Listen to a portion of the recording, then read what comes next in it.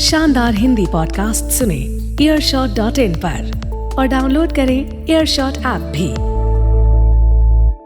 जैसे कोई भैंजत सलमान खान आ गया हो, जैसे कोई आमिर खान आ गया हो, जैसे कोई भैंजत शाहरुख खान आ गया हो, इस तरह की भीड़ लग जाती थी भैया, कैमरे वाले आए। शब्दों पर मत जाइए, भावनाओं को देखिए। गुमनामी की जिंदगी जीने वाला पवन रातों रात हर जगह छा गया, हर मीडिया हाउस की पहली जरूरत हो जैसे।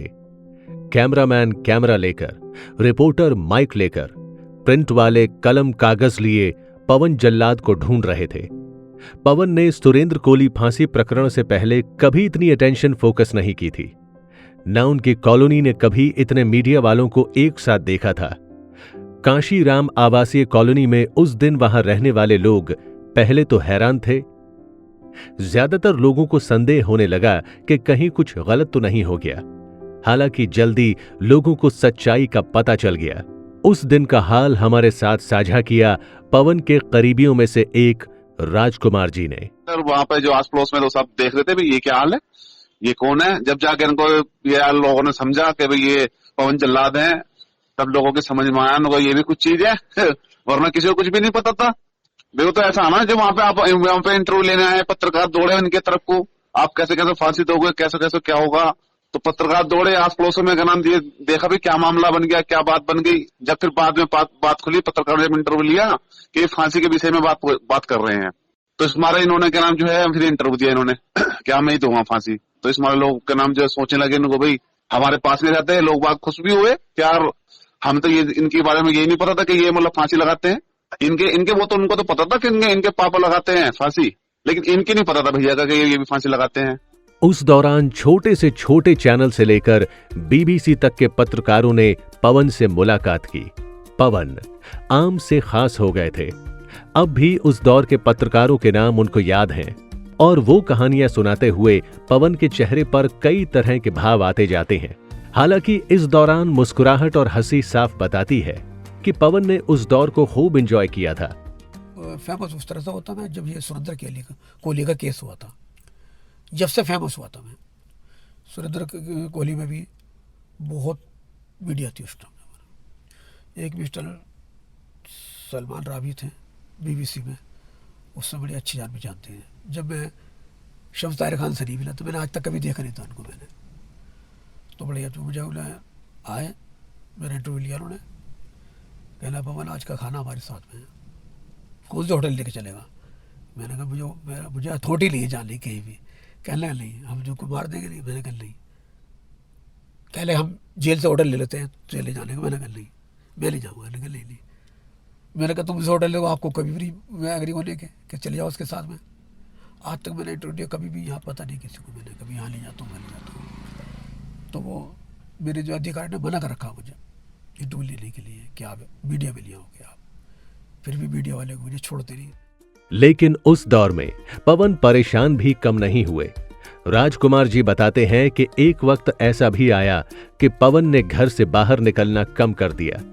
जहां जाते वहां लोग उन्हें घेर लेते और एक ही सवाल का जवाब दे देकर पवन थोड़ा थक गए थे। अब इतने सारे पत्रकार दौड़ेंगे, इनको क्या नाम तुम्हें पता, मीडिया तो भैया मीडिया वालों ने इनको हीरो बना दिया।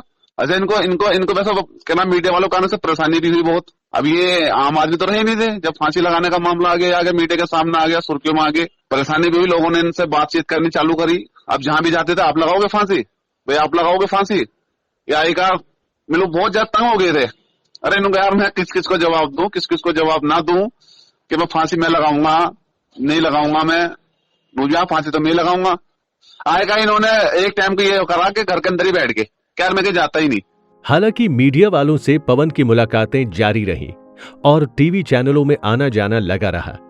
वैसे ज्यादातर लोग जो न्यूज चैनलों को टीवी स्क्रीन देखकर ही जानते हैं, उनके लिए किसी भी न्यूज चैनल का दफ्तर, खास तौर पर स्टूडियो देखना हमेशा से कौतूहल का विषय रहा है।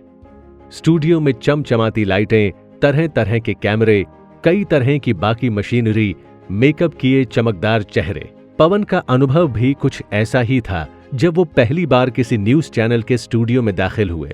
जब मैं पहली बार स्टूडियो में गया, वो बड़ा अच्छा माहौल मिला मुझे, सब लोगों का प्यार मिला मुझे, सब और सब देख रहे थे भाई ये जल्लाद आ गया, देखो किस तरह का जल्लाद है आज, ये तो बड़े साधारण जल्लाद हैं। तो हमने सोचा कि बड़ी मूछ वाला होगा, मोटी मोटी आँखें होंगी। मैंने ये सब फिल्मों में होता, अगर ये नहीं करके दिखाएंगे फिल्म वाले तो उनकी फिल्में कैसे चलेंगी। हम तो ये लगा लिए कि शुक्र है हम आपके सामने आ रहे हैं, अन्य मीडिया में भी हमारा कोई अधिकार नहीं है आने का। कल ये बात आपकी सही है। पवन पहली बार इस अलग दुनिया का अनुभव कर रहे थे।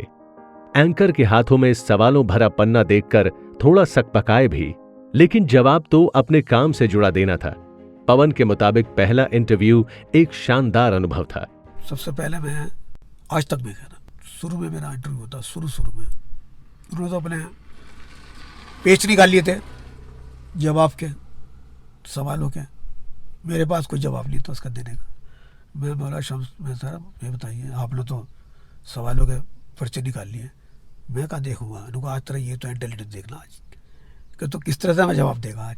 मैं चलो बैठ जाओ, हॉट सीट पे बैठ गया। दोनों ही 2 कैमरे लगा दिए, 2 पीछे 4 लगा दिए, 3 पेचों का बोतान का सवालों का जवाब, तीनों को बराबर मैंने करीबन 45 मिनट का था मेरा इंटरव्यू में, कुछ सेकंड का। तो उसमें हमने कोई भी ब्रेक नहीं लिया हमने। और तो और पवन ने पहले इंटरव्यू में टीवी चैनल के विजुअल जरूरतों की बारीकियों को भी सीख लिया था। पवन को कट अवेज लेने के लिए कॉफी सिप करना सिखाया गया। बताया गया कॉफी मग को टेबल पर कैसे धीरे से वापस रखना है। पवन को तो कॉम्प्लीमेंट भी मिला, स्टाइल अच्छा है। चलो कॉफी ले आओ जी। तो कहने का जब आप ये इंटरव्यू करेंगे ना तो आप इसको कप को होठों से लगाओगे आप, 1 बार में 2 बार में। ये आपका स्टाइल हम ये जगना चाहते हैं आप। उन्होंने मुझे बिठा दिया और मैंने उसी तरह से बताया कि आप इस तरह से ये धीरे धीरे आप ये होठों से लगाइए और धीरे धीरे फिर आपको उस मेज पर रख दीजिए। बस आपको 3 स्टाइल करने बस आपको। वही मेरा गजब का कहने लगा, ये आपका स्टाइल अपना बहुत ही फल लगा था पूरे 45 मिनट के एरिया में आपका ये। और ये बस कहने लगा, बड़े हंसे बहुत। उनके सीनियर जो थे मैनेजिंग डायरेक्टर, वही बहुत अच्छा कहना इंटरव्यू बड़ा जोर का आपका है। तो बस तो हमारे जो थे आज तक के उस्मान चौधरी हैं, वही मुझे ले गए मेरठ में हैं उस्मान चौधरी। जब भी कोई बात हो आज तक से तो वही मुझे 4 बार ले गए, वही मुझे सपोर्ट करते हैं। हालांकि इसके बाद पत्रकारों से दोस्ती का मिलने जुलने का सिलसिला चलता चला गया। पवन सीना चौड़ा करके चाव से बताते भी हैं, हर चैनल में, हर मीडिया ऑर्गेनाइजेशन में उनकी जान पहचान है और दोस्त है। दैनिक जागरण वालों से मेरी अच्छी है और अमर उजाला से भी, हिंदुस्तान वालों से भी, हर चैनल से मेरी अच्छी वो जान पहचान है। बड़ी इज्जत करते हैं मेरी और मुझे बड़ा सम्मान देते हैं। कोई काम आप बार बार करते हैं तो उसमें बेहतर होते ही जाते हैं। पवन भी लगभग 1 दशक से इंटरव्यू देते देते पूरे पक गए हैं। बातें तो बेबाकी से रखते ही हैं, मौका मिलने पर मीडिया को आईना दिखाने से चूकते भी नहीं हैं और ताना भी मार जाते हैं। कहते हैं इतने सालों में कई आए, कई बड़ी बड़ी बातें कही गई। किसी ने पीएम से मिलवाने की बात कही, किसी ने सीएम से, लेकिन असल खेल तो सब टीआरपी का ही था। शुरू में डर लग रहा था वैसा मुझे कि यार पता नहीं मुझे क्या सही है, वहाँ कहाँ तक पहुँचाएंगे मुझे। और मैंने यार कोई लाभ तो होता नहीं इनसे, आ रही है फलानी बगाड़, ये कहने के बड़े बड़ी बातें हम मोदी के पहुँचा देंगे तुम्हें, हम तो ये योगी से मिलवा देंगे तुम्हें। मैंने कुछ नहीं होने का, तुम अपनी व्यूअर बेचने के लिए मुझे कर रहे हो, कुछ नहीं। आधे पैसे नेट में जाएंगे, आधे पैसे मालिक को मिल जाए। मुझे क्या मिला, कुछ नहीं मिला। जैसे आपके यहाँ तेल निकाल रहा हूँ बैठ के भैया। खैर, पवन के ये अनुभव अभी ना खत्म हुए हैं ना खत्म होंगे। हर बार जब किसी फांसी की चर्चा होगी तो पवन की चर्चा अनायास ही निकल जाएगी। अगले एपिसोड में बताएंगे एक घटना के बारे में जिसने देश को झकझोर कर रख दिया था।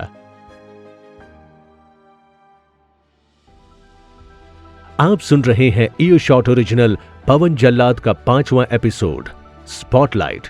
इसे लिखा और रिपोर्ट किया है गौरव कुमार पांडे ने। आवाज है संयम शर्मा की और साउंड डिजाइन किया है शिवम कश्यप ने। सुनते रहिए ईयरशॉट।